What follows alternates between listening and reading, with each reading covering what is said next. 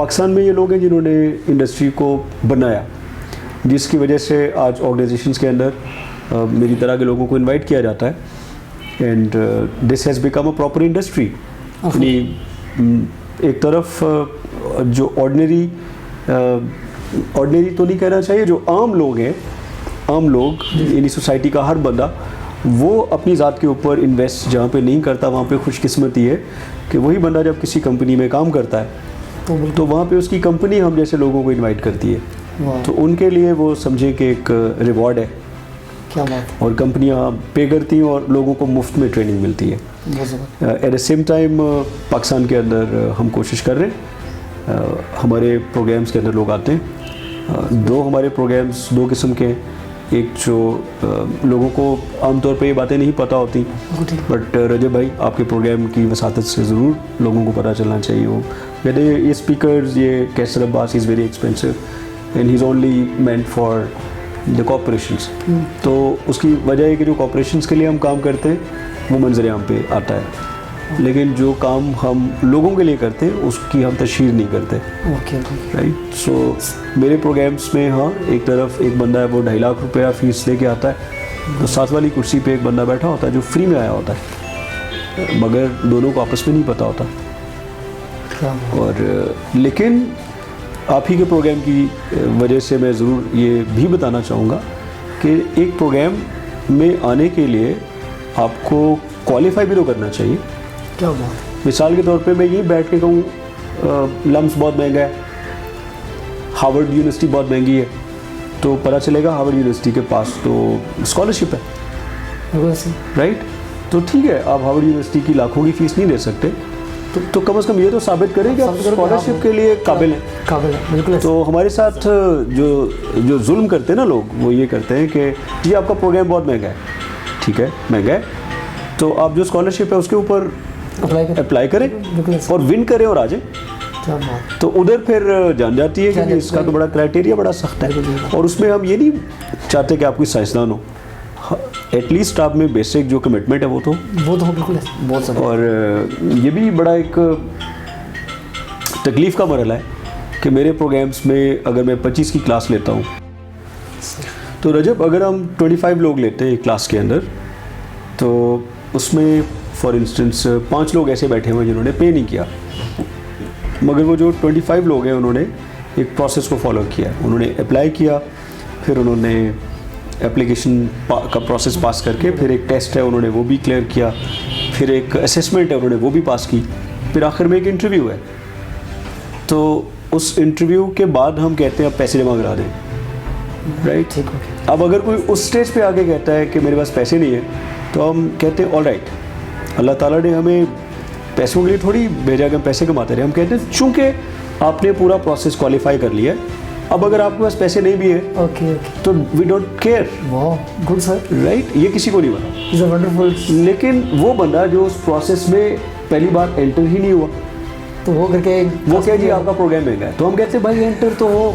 क्या बात है, बहुत। नंबर 2, आप एंटर हो गए लेकिन आप आगे आप पास ही नहीं किए, ज़ाहिर है तो मुश्किल, तो फिर भी आप सेलेक्ट नहीं होंगे।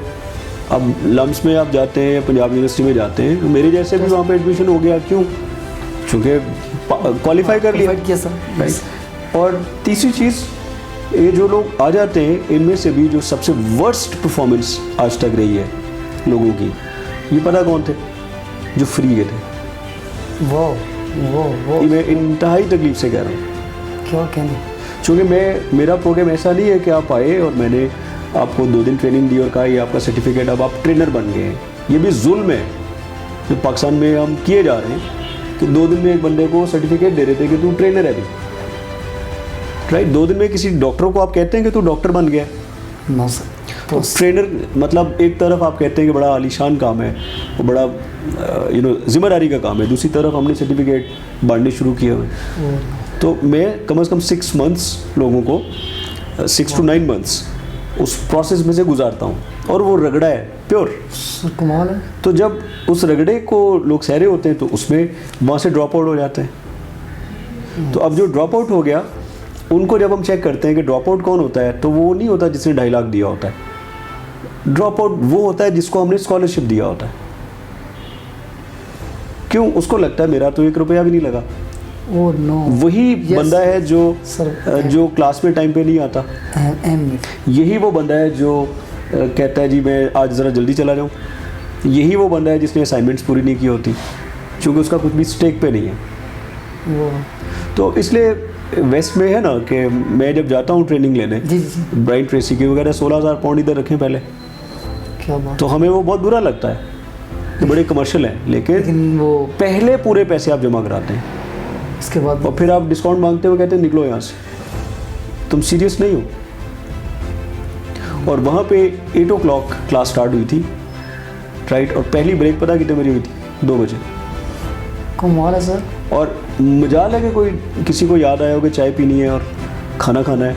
ज़बरदस्त। एंड मुझे आज भी याद है, लंदन में हिल्टन होटल में क्लास हो रही थी और मैं बैठा था। मुझे ब्राइन ट्रेसी खड़े होके नहीं लेक्चर देते, बूढ़े हो गए तो वो बैठे, जी, तो मुझे अब नज़र नहीं आ रहे, कुछ मेरे आगे लंबे लंबे लोग बैठे हैं, मैं ऐसे देख रहा हूँ, तो अब नज़र ना आ रहा हो तो थोड़ा मैं उठ के ना खड़ा हो गया इधर साइड पे दीवार के साथ। सो मैं खड़ा हो गया, अब मुझे व्यू तो नज़र आ रहा है, साथ में खड़ा होकर नोट्स ले रहा हूँ, उन्होंने भी बुरा नहीं मनाया, तो मैं खड़ा रहा। उसके बाद मुझे एहसास हुआ कि मेरे सर के ऊपर सीधा एसी चल रहा है, एसी की जो हवा है ना जी, गुड। वो सीधी मेरे सर पे आ रही, तो मेरे शोल्डर फ्रीज हो गए।